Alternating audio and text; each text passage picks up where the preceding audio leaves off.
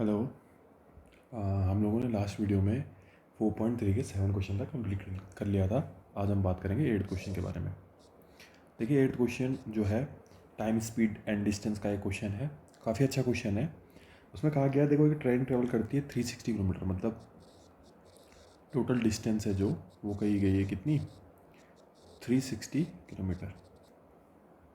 If the speed had been 5 kilometre more, अगर speed 5 kilometre ज़्यादा होती, it would have taken 1 hour less. इसने कहा अगर स्पीड ज़्यादा होती तो समय क्या लगता, कम लगता। तो हमने लिखा लेट स्पीड ऑफ ट्रेन, हमने लिखा x किलोमीटर पर आवर। जब speed x kilometre per our है तो टाइम कितना लगेगा, टाइम लगेगा डिस्टेंस अपॉन स्पीड। डिस्टेंस कितनी है 360, स्पीड कितनी है x, तो मतलब आपका टाइम लग रहा है 360/x आवर।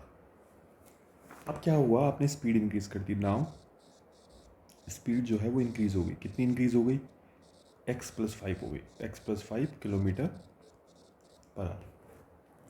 अगर अब आपकी speed x+5 kilometre per hour आ गई तो आप खुद देखिए स्पीड अभी आपकी पहले से 5 किलोमीटर ज़्यादा भी है। जब आपकी स्पीड ज़्यादा होती है तो आप लोगों को टाइम क्या लगता है, कम लगता है। जब आपकी स्पीड x+5 हुई है तो मैंने अभी आपको कहा कि अगर जब आपकी स्पीड इंक्रीज होती है तो आपको टाइम क्या लगता है, कम। तो यहाँ पे देखिए आप टाइम कितना होगा, टाइम बराबर होगा डिस्टेंस अपॉन स्पीड। डिस्टेंस कितनी है 360, स्पीड कितना है x+5। देखो इस क्वेश्चन को इस तरह से समझो कि जब उसने स्पीड बढ़ाई तो उसे 1 घंटा क्या लगा। आप खुद सोचो, अगर आप देखो, मैं आपको एक नॉर्मल एग्जांपल देता हूँ, एक बार समझाने की कोशिश करता हूँ। ये आपका होम है और ये आपका स्कूल है। ये था 20 किलोमीटर। कोई लड़का है यहाँ पे, ये रोहन है। ये चलता है 10 किलोमीटर पर आवर की स्पीड से और एक बार चलता है 20 किलोमीटर आवर की स्पीड से। जब 10 किलोमीटर आवर की स्पीड चलेगा तो कितना टाइम लगेगा, 2 घंटे। जब 20 किलोमीटर आवर की स्पीड चलेगा तो लगेगा 1 घंटे। तो देखिए इन दोनों के टाइम के बीच का डिफरेंस कितना है, 1। ये समझ में आ रहा है। मैंने क्या, देखो इसको छोड़ो, सिर्फ इतना समझिए मैंने क्या कहा। जब आप अपनी स्पीड को आपने देखा इंक्रीज किया तो आपको टाइम क्या लगा, कम। तो बस वही चीज़ मैं यहाँ पे क्वेश्चन पे समझा रहा हूँ। मैंने कहा देखो पहले उसकी स्पीड x थी, उसके बाद स्पीड कितनी हुई आपकी x+5 हुई। जब मैंने कहा आपकी स्पीड क्या हुई, इंक्रीज़ हुई, और जब आपकी स्पीड इंक्रीज़ होगी तो आपको टाइम क्या लगेगा, कम। तब उसने कहा आपको 1 घंटा कम या ज़्यादा लगता है, आपको उससे कोई मतलब नहीं किससे 1 घंटा कम या ज़्यादा लगता है। बस ये समझो कि देखो जब आपकी स्पीड x थी ना तो आपका टाइम क्या लगेगा, आपको ज़्यादा। लेकिन जब आपने स्पीड बढ़ाई तो आपको टाइम क्या लगता है, कम। तो इन दोनों के बीच का डिफरेंस कितना है, 1 है। अब मुझे ध्यान रखना इन दोनों बड़ा कौन है, 360/x। तो क्या करोगे, 360/x minus 360/x+5 equal to कितना आ गया आपका, 1। अब जब आप इसे सॉल्व करोगे तो आप कितना कॉमन लोगे, 360 को कॉमन लोगे, अपॉन अपॉन में बचेगा 1/x minus 1/x+5 equal to 1। 360 यहाँ पे आप क्या करोगे, आपको पता है डिनोमिनेटर को x+5 का ऊपर नीचे मल्टीप्लाई करोगे, यहाँ पर आएगा x+5 माइनस x अपॉन में कितना आने वाला है, x into x+5 equal to आएगा आपका 1। 360 अंदर आप सॉल्व करोगे तो आपका बचेगा, ऊपर बचेगा 5 और नीचे बचेगा x ब्रैकेट में x+5 bracket close is equal to 1। अब देखिए आप 5 का मल्टीप्लाई 360 के साथ करेंगे, अपॉन नीचे आएगा x² + 5x 1/1। क्रॉस मल्टीप्लाई करेंगे, ये आएगा x² + 5x इक्वल टू 1800। तो इसको सॉल्व करोगे तो ये आएगा चलो आपके पास 5x minus 1800 is equal to 0। ये देखिए ये हमारे पास क्या बन गया सर लोगों, इक्वेशन बन गई और हम इसे सॉल्व कर सकते हैं। मैंने आपको बताया है कैसे सॉल्व करना है। अब देखिए इसके बाद बात करते हैं हम क्वेश्चन नंबर 9 की। देखो क्वेश्चन नंबर 9 बड़ा इंटरेस्टिंग क्वेश्चन है, ध्यान समझना। देखो आपको पता है ये मैं 2 पाइप बना रहा हूँ। देखो एक पाइप इतना बड़ा है और एक पाइप छोटा है। खुद बताओ ये पाइप बड़ा है, इसका डायमीटर बड़ा है, इसका डायमीटर छोटा है। तो देखो इससे ज़्यादा पानी निकलेगा, ज़्यादा पानी निकलेगा तो चलो देखो इससे क्या भरेगा, आपका जल्दी भरेगा। इससे कम पानी निकलेगा तो कुछ भी चीज़ क्या भरेगी, लेट में भरेगी। इतना क्लियर हो गया। अब आए क्वेश्चन की ओर। जब आप क्वेश्चन की ओर आएंगे तो क्वेश्चन में देखिए आप लोग, क्वेश्चन में क्या बोला गया है। क्वेश्चन में बोला गया आप कि पानी के दो नल हैं या फिर टैप्स हैं, वो किसी टैंक को एक साथ बढ़ते हैं 9 3 बाई 8 आवर में।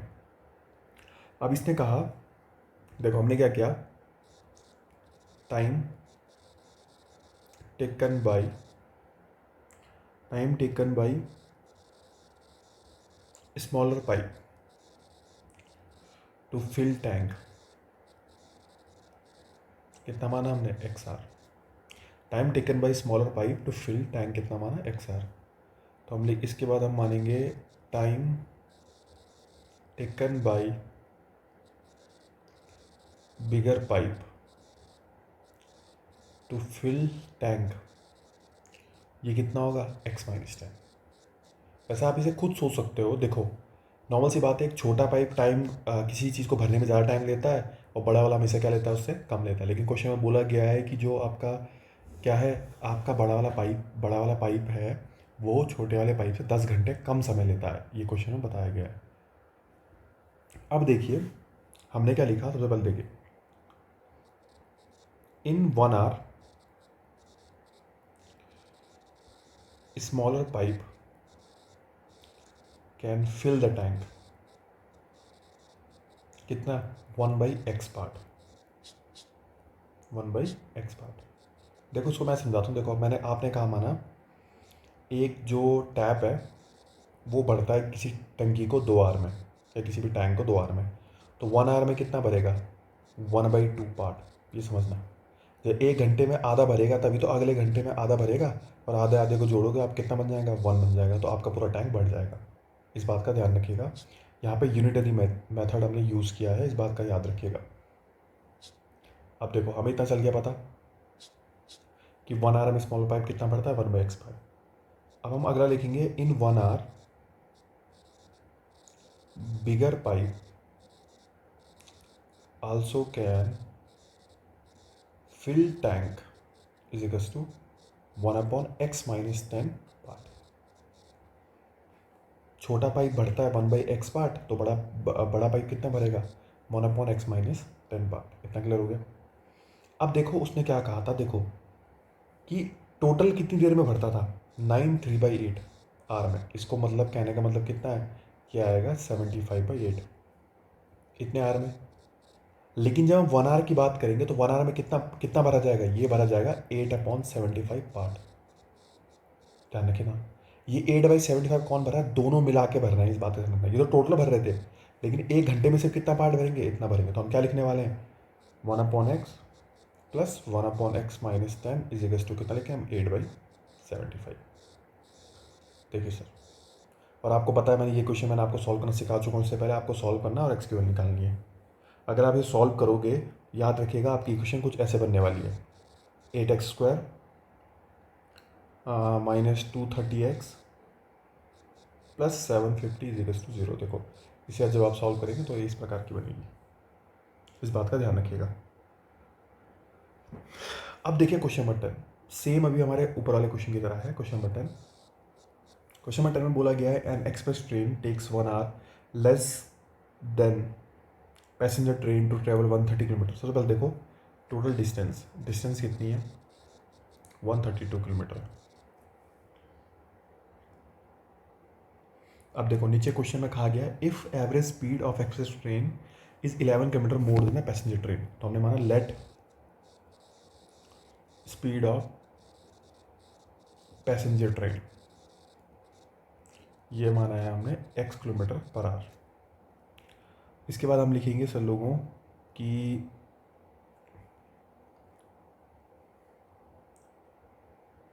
देखो let speed of passenger train कितनी मानी हमने, x किलोमीटर पर आवर। अब हम लिखेंगे इसके बाद now speed of express train, ये कितनी होगी, उसने बता रखा है 11 किलोमीटर ज़्यादा होगी, तो हमने लिखा एक्सप्रेस 11 किलोमीटर पर आवर। अब देखो स्टार्टिंग में क्वेश्चन आप पढ़ोगे तो क्वेश्चन में कहा गया an express train takes 1 hour less than the passenger train. ठीक है, देखो चाहो तो आप जैसे उसने क्वेश्चन में कहा वैसे कर सकते हो, लेकिन नॉर्मल चीज़ सोचो, स्पीड ऑफ पैसेंजर ट्रेन और स्पीड ऑफ ये कैन 1 घंटा कम या ज़्यादा लगता है। कहने का मतलब क्या है कि एक्सप्रेस ट्रेन ने जितना टाइम लिया होगा या पैसेंजर ट्रेन ने जितना टाइम लिया होगा उन दोनों के डिफरेंस कितना है, 1 आवर।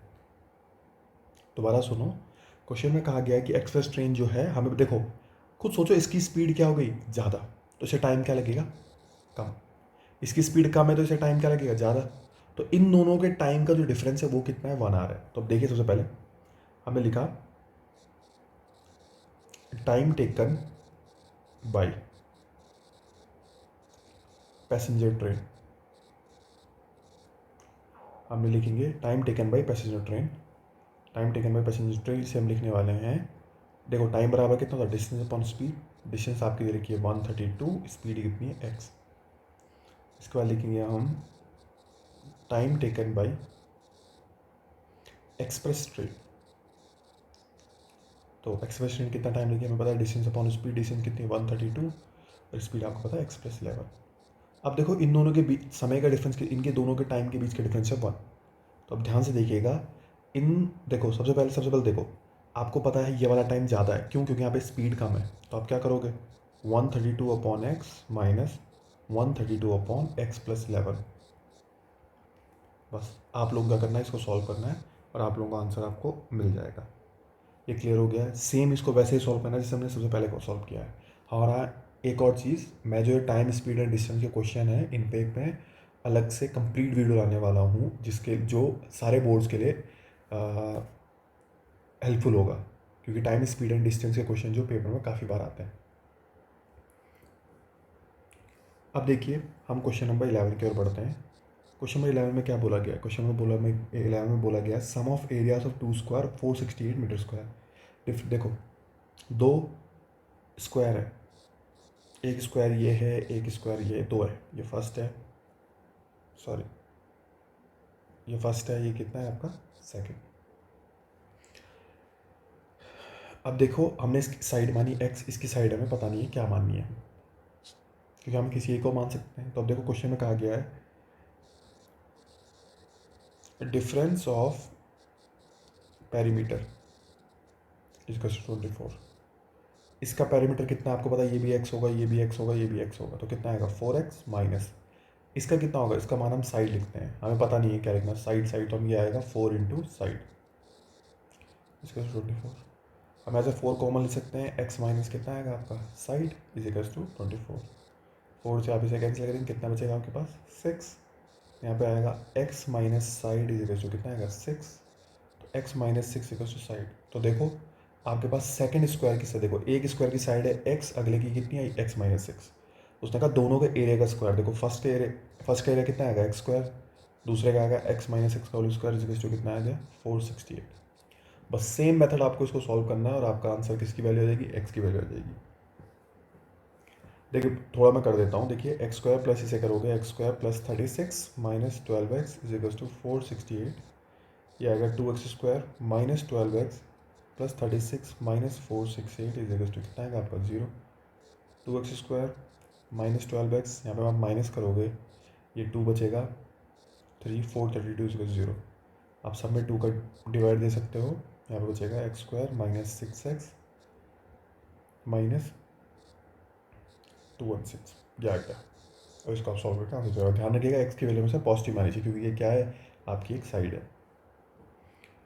अब देखिए ये तो था आपकी, ये आपकी पूरी एक्सरसाइज थी 4.3। अब हम, ये आपकी एक्सरसाइज थी 4.3। अब हम बात करते हैं लास्ट एक्सरसाइज की आपके, इसके वो है 4.4। वैसे 4.4 पे जाने से पहले मैं आपको एक चीज़ बता देता हूँ, जिन्होंने फोर्थ वीडियो देखी होगी, अच्छे से पढ़ लिया होगा फोर्थ वीडियो को, नेचर ऑफ रूट्स, वो इस चैप्टर को आसान से कर लेंगे। देखो मैंने बताया था आपको, एक हमारे पास डिस्क्रिमिनेंट होता है डी, जिसके लिखते हैं हम बी स्क्वायर माइनस 4ac के बराबर। अब अगर बी स्क्वायर माइनस 4ac क्या आता है, positive, B square minus 4ac क्या आता है, नेगेटिव, और बी स्क्वायर माइनस 4ac क्या आता है, ज़ीरो। जब ये पॉजिटिव आता है तो पॉजिटिव दो चीज़ आ सकती है, या तो ये क्या होगा, पूर्ण वर्ग संख्या जिसे आप बोलते हो, पूर्ण वर्ग संख्या जिसे आप बोलते हो कंप्लीट, सॉरी पूर्ण वर्ग संख्या जिसे आप कहते हो, जिसे आप लोग कहते हो परफेक्ट स्क्वायर नंबर, और एक होता है पूर्ण वर्ग संख्या नहीं है, जिसे आप लोग कहते हो not a complete square number. जिसे आप कह सकते हो 5, 6, 7। और पूर्ण वर्ग संख्या आप कह सकते हो पूर्ण वर्ग संख्या आप कह सकते हो 4, 16, 25 एक्सेट्रा। तो ध्यान रखिएगा, अगर कभी ऐसा आता है तो याद रखिएगा, जब आपको कभी ऐसा मिलेगा तो ध्यान रखिएगा, यहाँ पे अपने रूट्स या फिर मूल के बारे में आप बता सकते हो। अगर ये पूर्ण वर्ग संख्या होगी तो ध्यान रखिएगा, अगर ये पूर्ण वर्ग संख्या है तो रूट्स जो होते हैं वो रियल मतलब वास्तविक, रैशनल मतलब परिमेय संख्या, और डिस्टिंक्ट मतलब भिन्न भिन्न या अलग अलग होते हैं। अगर वो पूर्ण वर्ग संख्या नहीं होंगे तो क्या होंगे, देखो रियल तो होने हैं लेकिन इरेशनल होंगे मतलब अपरिमेय संख्या, और आपका डिस्टिंक्ट मतलब भिन्न भिन्न होंगे।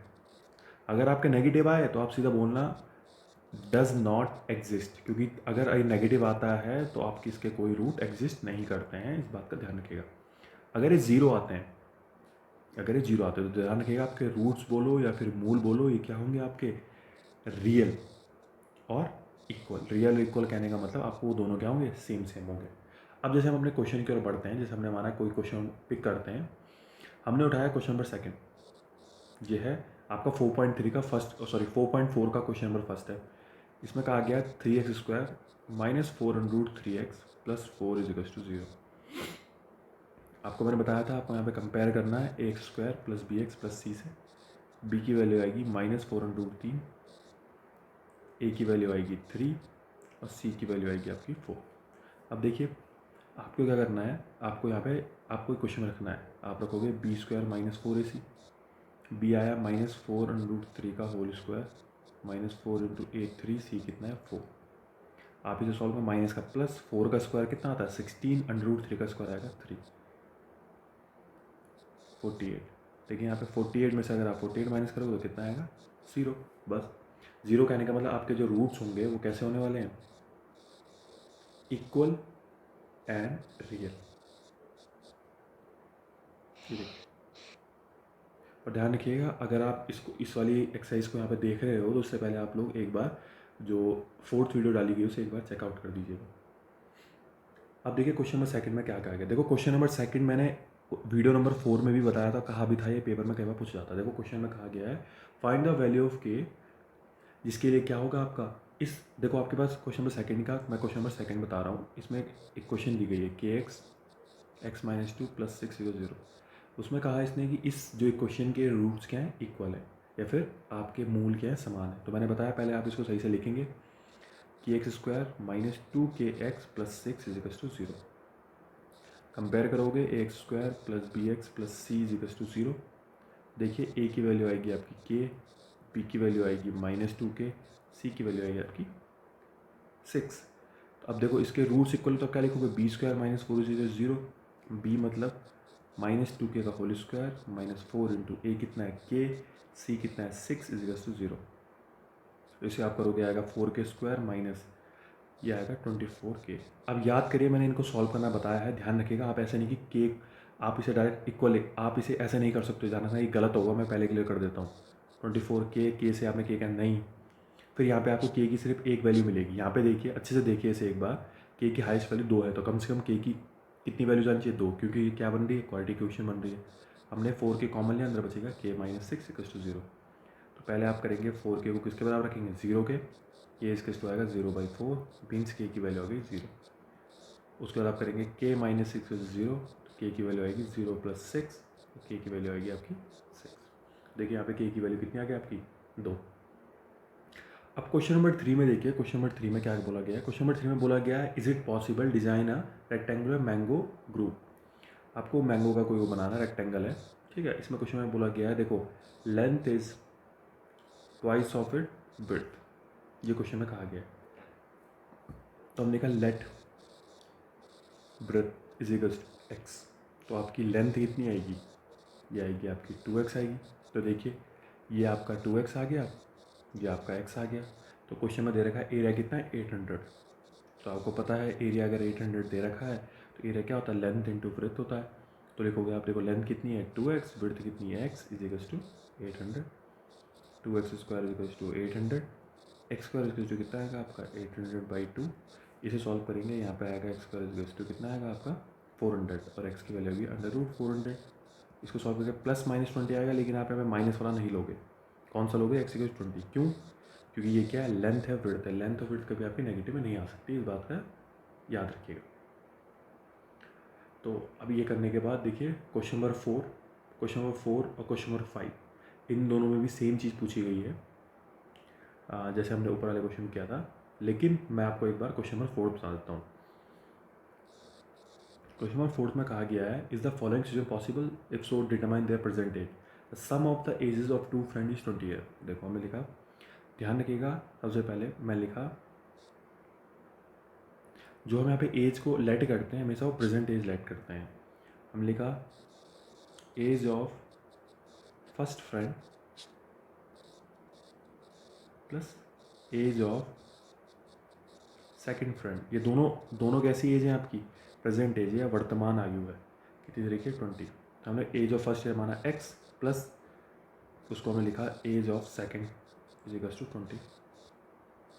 तो देखिए एज ऑफ सेकंड कितना आएगा आपका? ये आएगा 20 - x। तो देखिए यहाँ पे दो चीज़ आ गई, age of second 20 - x, age of first कितनी आ गई आपकी? x आ गई। अब क्वेश्चन में क्या बोला गया? 4 ईयर अगो। अब देखो हम बात करेंगे 4 ईयर अगो का। आपको पता है आज से 4 साल पहले आप चार साल छोटे थे होंगे। 4 year ago first friend age कितनी आएगी आपकी? फर्स्ट फ्रेंड की एज कितनी आएगी? x - 4। सेकंड फ्रेंड एज कितनी आएगी आपकी? 20 - x - 4, ये आएगा आपका 16 - x। अब क्वेश्चन में कहा उसने इन दोनों के एजेस का प्रोडक्ट कितना है? 48 दे रखा है।